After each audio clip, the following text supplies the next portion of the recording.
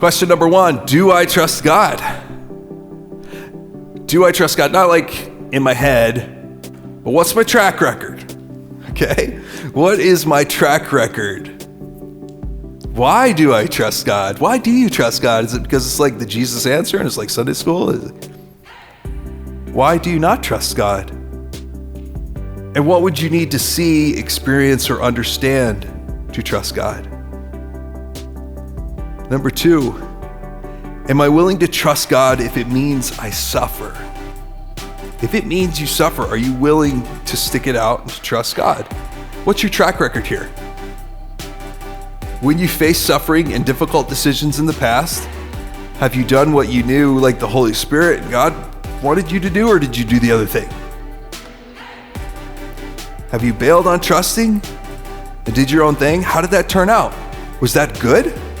Like if not trusting God turned out fantastic for you, well, then I can understand why you would have difficulty with that. Maybe we can have a conversation. You can explain to me, why that was so great.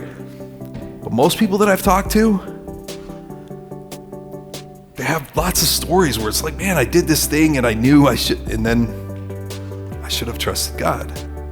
What would it look like to take your next step in trusting God? Everybody's at a different place. Like trusting God for me and my next step was going to look different from you. What would it look like to take a baby step? What would it look like to take a big step in trusting God? What would that be like? Starting to come to church regularly? Would it mean trying to change your language? Would it mean reading the Bible more often? Would it mean breaking up in a relationship? Would it mean like changing careers or jobs? Like, I don't know. It could be a big thing. It could be a small thing. Would it mean changing friendships or relationships? I don't know.